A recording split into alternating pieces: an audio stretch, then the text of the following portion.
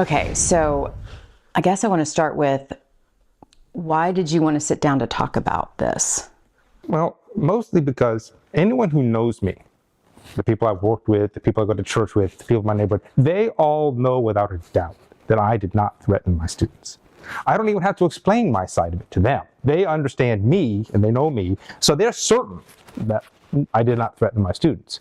However, that's a small group of people in the CSRA, and the people that don't know me don't know that. And so I'm hopeful that maybe we can convince a few more of those people that I really didn't threaten my students, that they see my side of it, then maybe they'll understand that. And so what happened that day in class? It was Tuesday. The students, this is a group of kids that I'd had for at least a full year, many of them for 2 and 3 years beforehand. They had their first major assessment of the semester the next day. And again, Columbia County assessments are 60% of the grade. This was a very important thing, and they were unfocused. They were showing every evidence of a lovely disease known as senioritis, which affects all students within 8 months of graduation. They stop working. They start thinking that they don't have to do anything. They're just going to coast.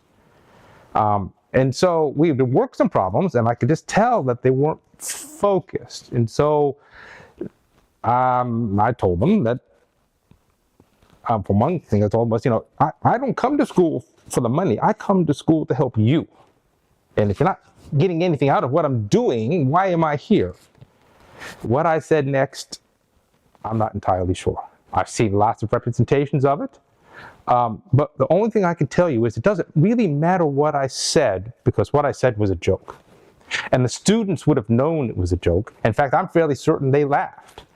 I've had people come up to me and say that, was there a recording of what happened? I said, no, but a recording would have helped me, because a recording would have recorded the laughter after the joke. It's been described to me as an untimely comment, and maybe it was, but it was still, there was no intent to threaten. There was no threat. The kids were not threatened. They did not feel threatened. And I have notes from almost all of them to testify to that, but they did not feel threatened. I was just trying to get a group of seniors to focus, and my sense of humor was my attempt to do that. In my 24 years in the news business, I have never seen students rally behind a teacher who has been arrested like this. Never, not even close. What does all of their support mean to you? Their support is what's kept me going for these 7 weeks. And it started with the very next day. So I'm arrested on Wednesday, and it's Thursday morning, and it's before school, and one of the teachers sends me a text, one of my coworkers, saying, I think you need to see this. And she'd sent me a link to the GoFundMe. In less than 16 hours after I was arrested, that thing had $11,000 raised mostly by my students. It was started by last year's valedictorian, a wonderful child, but all the support from all these kids everywhere. They started a petition on change.org that suddenly has 500 signatures in it. People saying, reinstate him. This is obviously a mistake. It's been overwhelming. It is it's how I've kept going. That's my faith, because I know I did not commit a crime, and these kids understand, one, how much I care about them, and I think that's what it demonstrates. And the one good thing that will certainly come out of this is that I know that my teaching career has been worth it. I came to this CSRA to take a job at Savannah Riverside and worked there for 6 years, and got out. Teaching is my second career, and I wouldn't change a minute of it, because I love the kids, and the kids love me. My favorite movie is called The Wonderful Life. And at the end of the movie, the hero gets a book from his guardian angel that says, remember, no man is a failure that has friends. I have proof now.